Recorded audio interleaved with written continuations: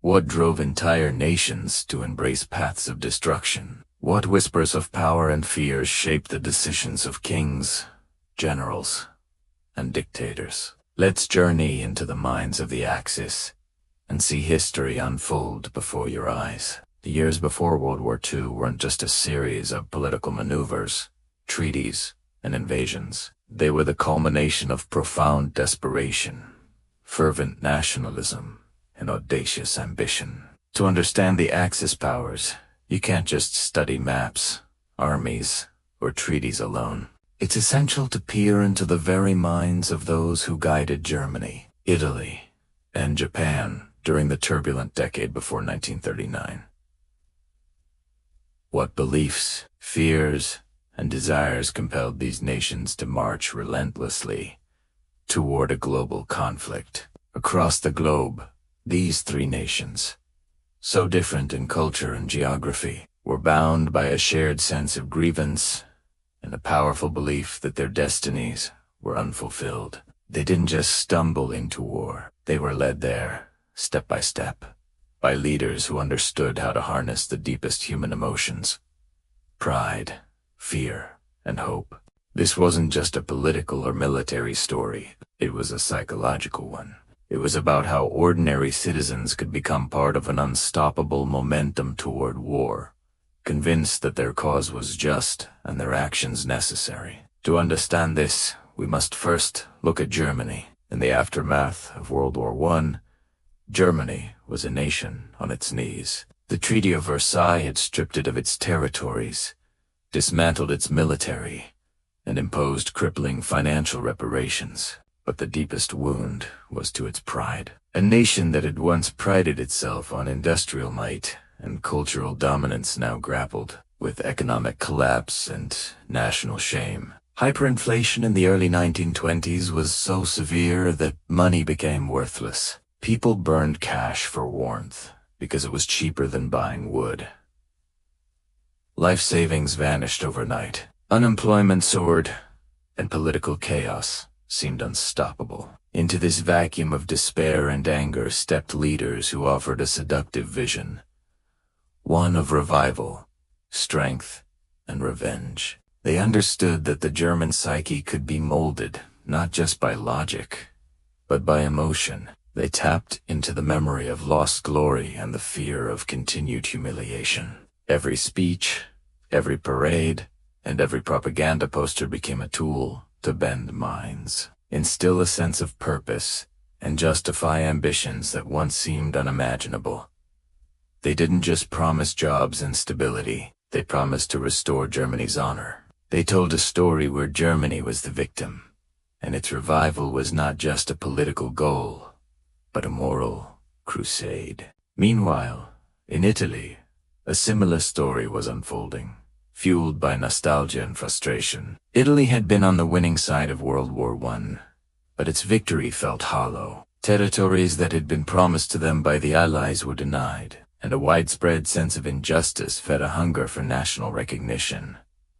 Fascism emerged as more than just a political ideology. It became a lifeline for national identity. Its leaders leveraged pride, fear, and spectacle to transform society. They glorified conquest and portrayed obedience as the highest form of honor.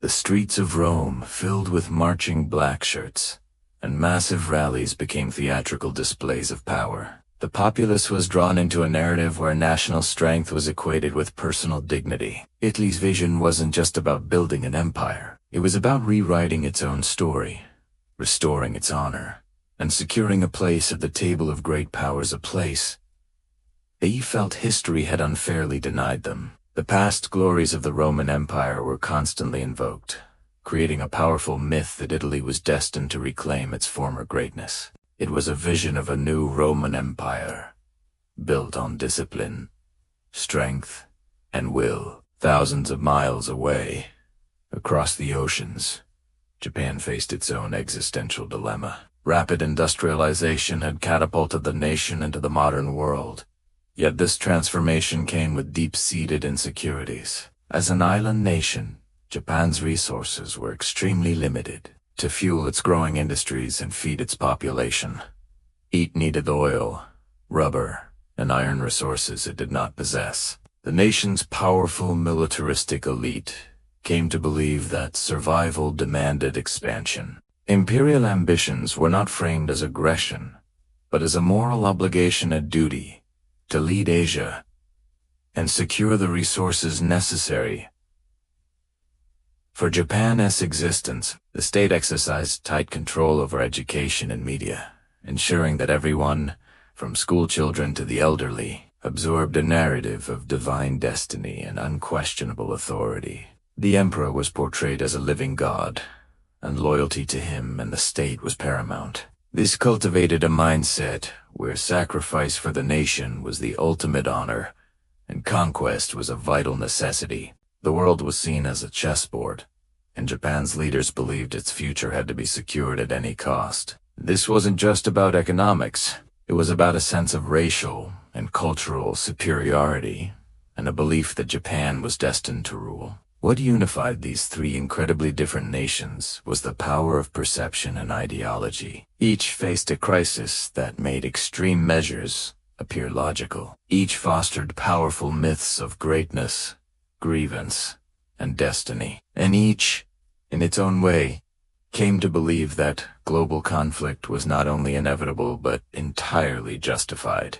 By examining the thoughts, fears, and ambitions of the Axis powers, we gain insight not just into the mechanics of war, but into the human psyche's capacity for devotion, manipulation, and ambition. To step inside these minds is to witness history from a vantage point rarely granted. It allows us to see leaders not as simple caricatures of evil, but as complex individuals operating within volatile societies. We can feel the tension between fear and hope, between pragmatism and obsession, between what they saw as morality and what the world saw as ruthless ambition. Germany, Italy, and Japan were nations poised on the edge of transformation, and in their collective hearts and minds were the driving forces of war that would soon engulf the entire world. The Axis powers did not awaken one day fully formed, eager for conquest. Their journey was incremental. Every economic crisis deepened their resolve. Every treaty they saw as unfair, or every perceived slight from other nations, fueled their anger. And every rally, parade, or propaganda film solidified the narrative that conflict was not just possible, but necessary. These were not merely nations engaging in politics. They were entire societies in motion, their collective minds steered by powerful currents of fear, aspiration, and ideology. And at the heart of this was a crucial element of human psychology.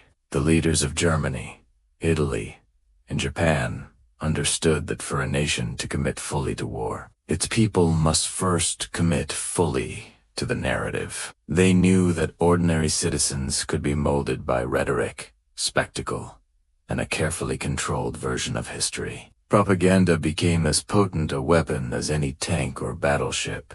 In Germany, films portrayed a nation rising from the ashes. In Italy, posters glorified military might. In Japan, textbooks taught children that their nation was divine. History, carefully shaped and selectively presented, became a tool for controlling perception.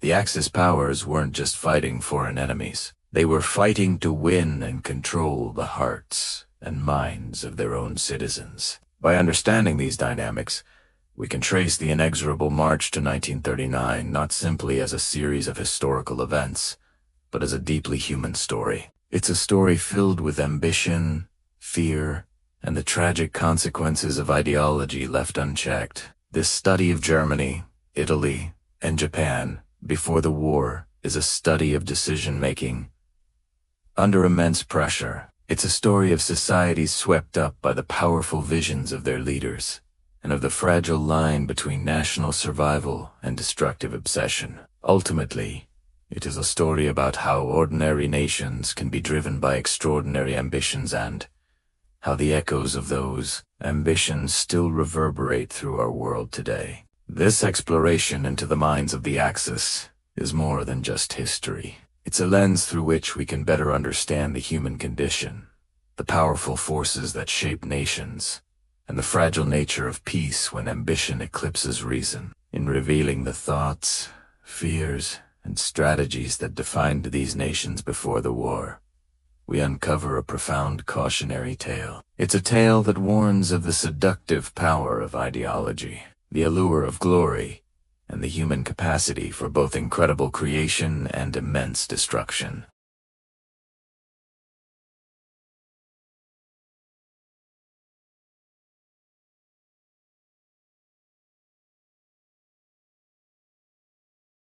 History is more than just dates and battles. It's a story driven by minds, motives, and emotions.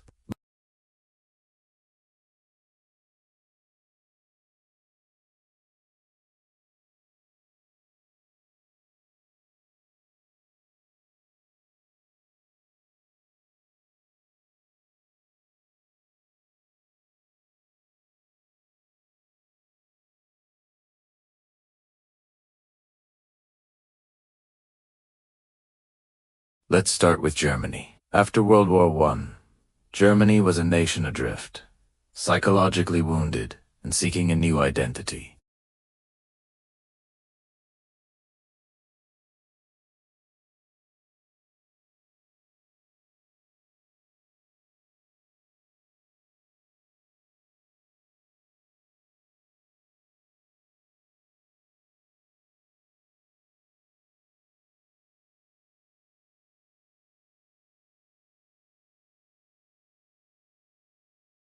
The leaders knew that controlling the hearts and minds of the people was just as crucial as commanding armies.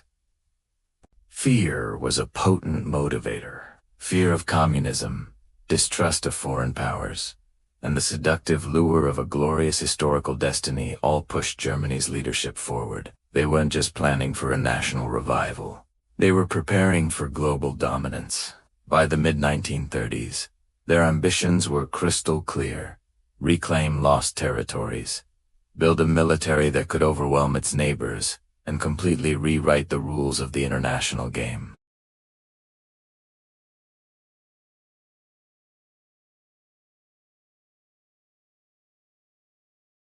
It was a deeply emotional ideology, inseparable from their new national identity, designed to ignite a collective will for expansion. Now, let's turn to Italy. Like Germany, Italy emerged from World War I feeling betrayed. Despite fighting on the winning side, it didn't receive the territories it was promised.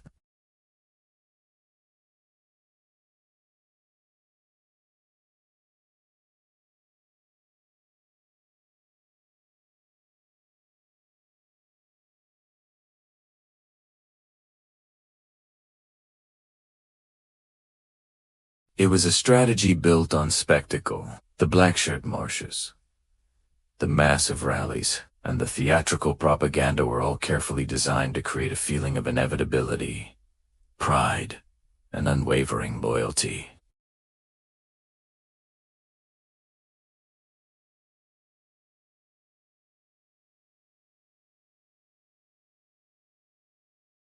Expansion wasn't framed as simple conquest. It was presented as a moral duty, a restoration of the historical glory of the ancient Roman Empire, which became both a symbol and a blueprint for the future. The entire system, education, media, and cultural stories, was aligned to convince Italians that their destiny was conquest. Their national honor was tied directly to national achievement.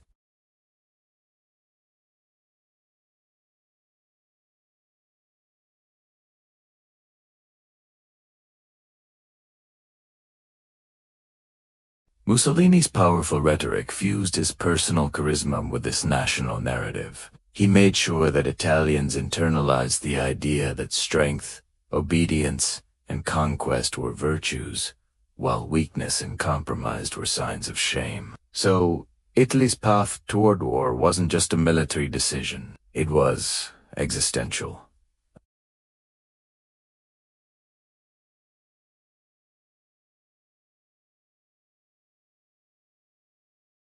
Japan faced a completely different set of pressures, born from its unique geography and resource limitations. The nation had undergone rapid industrialization, becoming modern and competitive on the world stage.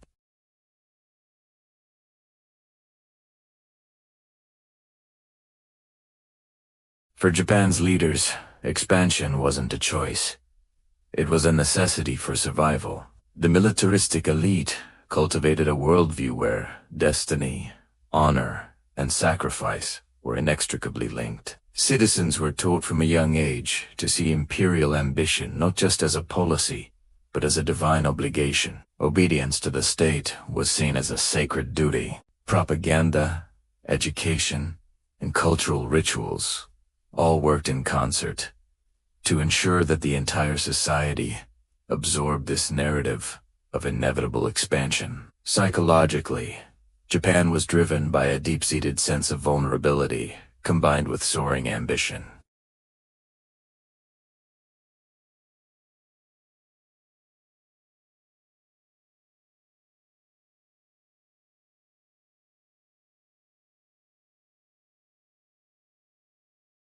This would not only ensure the nation's survival, but also establish its dominance in a fiercely competitive world.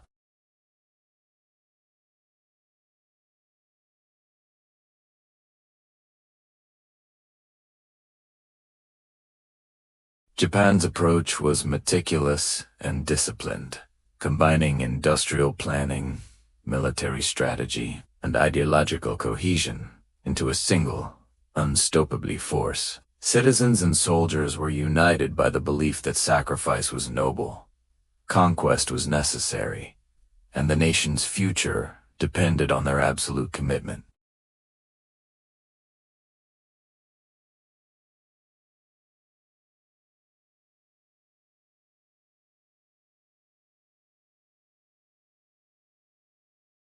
Each nation was grappling with a profound sense of humiliation or insecurity. Each was guided by a powerful ideology that justified extreme actions.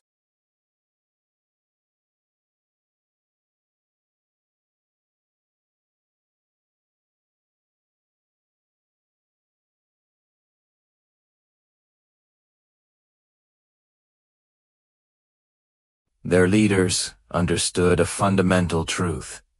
For their plans to succeed, ordinary citizens had to internalize these narratives of national greatness.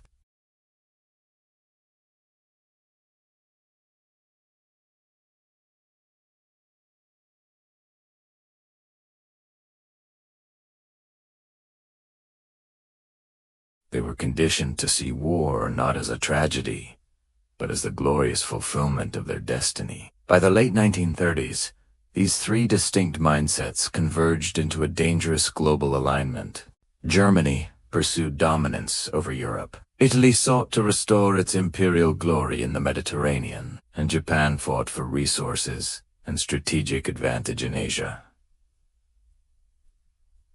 Their ambitions were not isolated. They were on a collision course, fueled by ideology, psychology, and the calculated belief that war was both inevitable and justified. To study these nations is to study the immense power of perception, ideology, and human psychology in shaping the course of history. It's to understand how fear, humiliation, and ambition can drive entire societies toward catastrophe.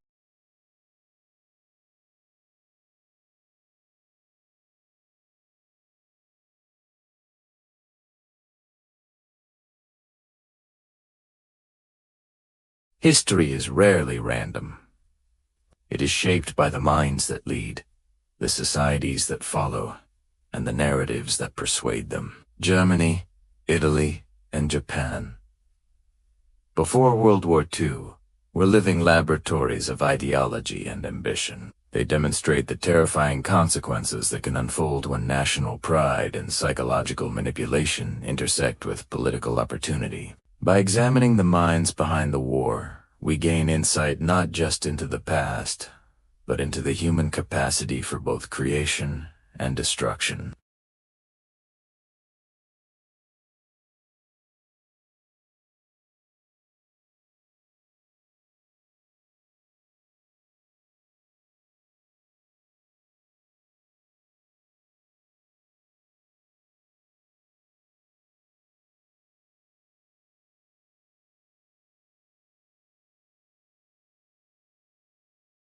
The Axis powers did not choose war lightly. Their minds were shaped by humiliation, ambition, and ideology, creating a path that seemed inevitable.